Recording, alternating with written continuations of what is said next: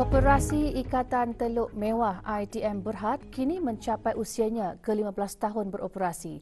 Sehubungan itu, beberapa acara dirancang bagi memeriahkan sambutan ulang tahunnya. Salah satunya Majlis Khatam Al-Quran yang berlangsung pagi tadi di Masjid Hasan Al-Bolkiah, Kampung Mentiri.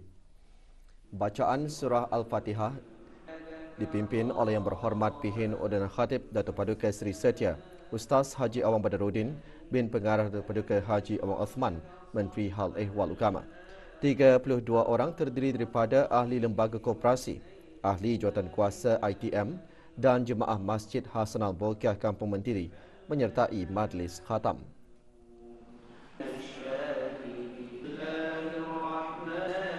Pada majlis tersebut, Menteri Hal Ehwal Agama menerima zakat berjumlah hampir RM6,000 yang diserahkan oleh Awang Haji Hambali bin Awang Tengah, pengerusi Lembaga Pengarah ITM.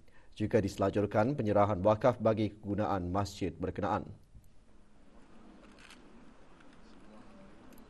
Pada majlis itu juga 49 orang anak yatim berumur 12 tahun ke bawah yang tinggal di kawasan Kampung Mentiri, kawasan 1 dan 2 perpindahan Kampung Mentiri menerima sumbangan derma.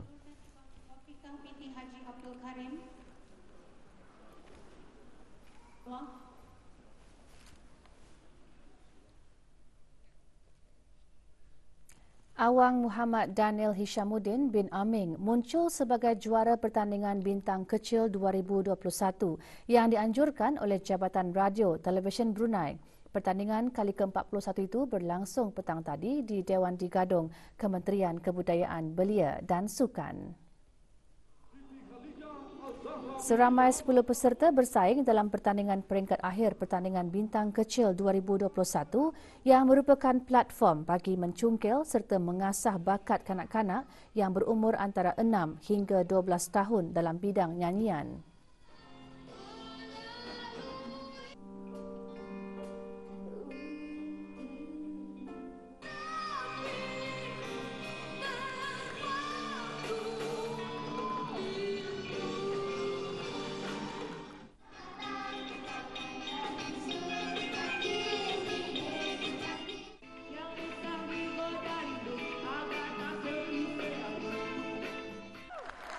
Hadiah disampaikan oleh Dayang Haja Nur Ashikin binti Haji Johari, Setiausaha Tetap Kemasyarakatan dan Kebudayaan di Kementerian Kebudayaan Belia dan Sukan.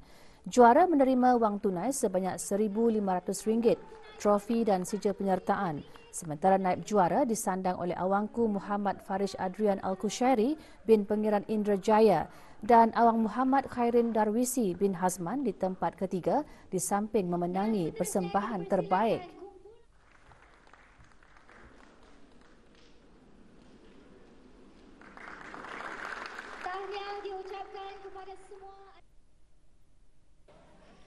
Saya berasa nervous pasal lagu ini amat mencabar, tapi berkat sokongan ibu bapa saya dan latihan yang dijalani, saya dapat membawa lagu ini kepada orang ramai. Yang penting waktu latihan nyanyiannya pandai menyelesaikan masa untuk ia mengasuh lagi bakatnya tu atau ia boleh bertanya arah kawannya. Melalui radio dia boleh menganukan lagi mana yang patut dia tambah, mana yang kurang. Tiada kes jangkitan baharu COVID-19 dicatatkan hari ini. Laporan penuhnya selepas ini teruskan bersama Berita Perdana.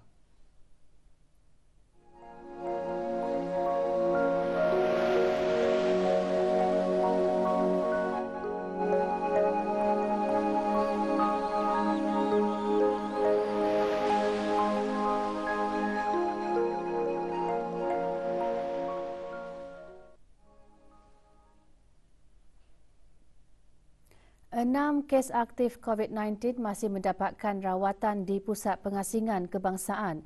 Kementerian Kesihatan dalam siaran akhbarnya mengenai perkembangan terkini situasi jangkitan COVID-19 di negara Brunei Darussalam memaklumkan tiada kes jangkitan baharu dicatatkan hari ini.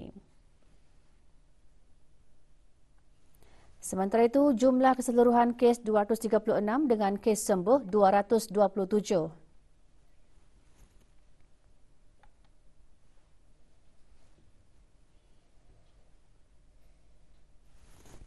Kes terakhir jangkitan tempatan COVID-19 dilaporkan pada 6 Mei 2020, manakala jumlah kes import sejak kes jangkitan terakhir tempatan dilaporkan sebanyak 95 kes.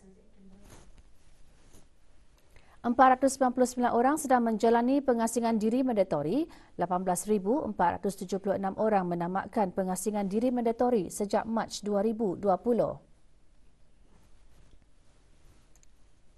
Manakala 518 ujian virus SARS-CoV-2 telah dilaksanakan menjadikan jumlah keseluruhan ujian makmal yang dijalankan sejak Januari 2020 kepada 124,787 ujian.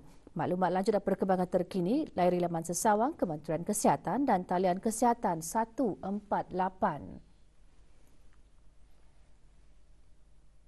Persatuan Warga Mas Daerah Blight semalam mengadakan majlis Ramah Mesra Aidilfitri. Majlis tersebut diadakan di Dewan Kemasyarakatan Kampung Pandan, Kuala Blight. Hadir Awang Ramli bin Jamuddin, Pegawai Daerah Blight. Majlis seumpamanya diadakan sebagai salah satu aktiviti persatuan untuk mereratkan lagi ikatan silaturahim kalangan ahli persatuan. Jika hadir ahli Majlis Mesyuarat Negara.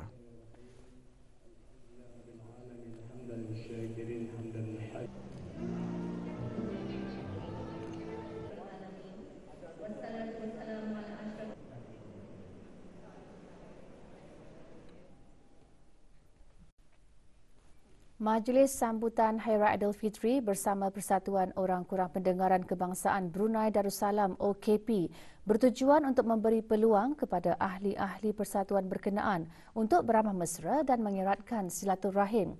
Setakat ini, seramai 217 orang kelainan upaya pendengaran berdaftar di bawah persatuan tersebut. Ia ditubuhkan pada 13 Jun 2010 bagi mengkaji maklumat statistik orang kurang pendengaran di negara Brunei Darussalam dan juga mengkaji keperluan warga OKP dalam mendapatkan pekerjaan. Pengiran Haji Nora Halim bin Pengiran Haji Rahman yang dipertua Persatuan OKP berkata, misi Persatuan OKP adalah untuk menjadi persatuan yang memberi suara kepada keperluan warga OKP di negara ini. Majlis sambutan tersebut berlangsung di Ibu Pejabat DST. Setakat ini yang kami buat sebiar since dari bulan Disember tahun lepas, banyaknya anak-anak kami ini ada yang belum lagi pandai bahasa isyarat. Itu yang akan kami yang akan kami usahakanlah macam mana cara akan kami mendekati bisdorangan ya. Kerana ada kadang-kadang ibu bapa ni tertutup indah mengekspos anak-anak OKP pendengaran ni ke arah khasnya untuk persatuan OKP inilah. Dr. Hajah Nurbayah binti Haji Syahminan, penasihat Persatuan OKP mengongsikan mengenai keluhan di kalangan warga OKP, di mana sebahagian daripada mereka tidak mendapatkan peluang pendidikan yang mencukupi dan mendapatkan pekerjaan untuk mendapatkan taraf kehidupan yang lebih baik disebabkan batasan komunikasi yang terhad. Memang banyak future activity masa depan ini. Satunya melatih orang-orang masalah pendengaran ini untuk menjadi tenaga pengajar, untuk mengajar bahasa isyarat, yang mana bis dia sudah siap beginner stage, insya-Allah akan disambung intermediate stage. So mintalah kerjasama daripada ibu bapa, keluarga bis dia untuk mengantar ke pusat belia ataupun ke tempat persatuan orang kurang pendengaran agar mereka dapat mengikuti kursus yang akan dikendalikan. Yang mana untuk orang masalah pendengaran ianya percuma. Dalam berkongsi keceriaan bersama insan-insan istimewa dalam menyambut Syawal, Persatuan Kanak-Kanak Cacat Kaca Daerah Tutong pagi tadi mengadakan sambutan Hari Raya Aidilfitri. Acara berlangsung di persatuan berkenaan di Kampung Pancur Dulit.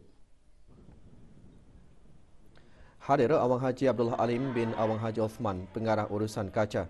Sambutan Hari Raya Aidilfitri ini diadakan bagi mereratkan silaturahim bersama dengan insan-insan istimewa di pusat berkenaan bersama dengan ibu bapa serta penjaga mereka. Acara diselajurkan dengan peraduan mewarna dan sambutan hari jadi bagi insan-insan istimewa di pusat berkenaan. Pelbagai jenis juara dihidangkan dalam berkongsi kegembiraan di samping menunjukkan rasa prihatin dan kasih sayang kepada orang-orang kelainan upaya dalam menyambut Hari Raya Aidilfitri.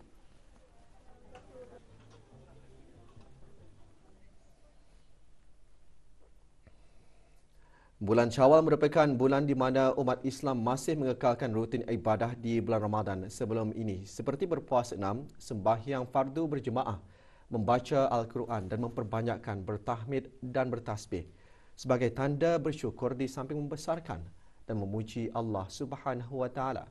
Sehubungan itu, Persatuan Majlis Peniaga-Peniaga Wanita Brunei WBC petang tadi mengadakan Majlis Bacaan Ratib Al-Atas dan Tahlil bersempena sambutan Hari Raya Aidilfitri.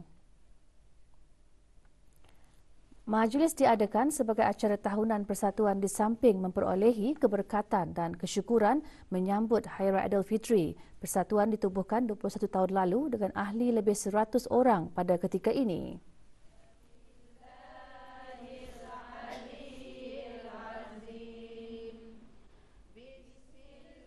Dalam pada itu, amalan seperti membaca Al-Quran perlu terus diamalkan bukan sahaja di bulan Ramadan, bahkan di bulan-bulan lain termasuk bulan Syawal. Kita perlu menjaga amalan yang biasa dilakukan semasa bulan Ramadan sebelum ini, iaitu seperti membaca Al-Quran, membaca ratib dan sebagainya, serta dapat menjunjung hasrat ke bawah dulu yang maha mulia untuk menjadikan negara Brunei Darussalam sebagai sebuah negara zikir. Dengan cara itu, amalan-amalan yang berterusan itu nanti, semoga Allah Subhanahu Wa Taala terus menjauhkan negara raja dan rakyat negara kita terhindar dari segala penyakit, lebih-lebih lagi semasa COVID-19. Mengekalkan aktiviti demikian adalah salah satu amalan ibadat yang dapat menjaga keamanan negara di bawah lindungan Allah Subhanahu Wa Taala.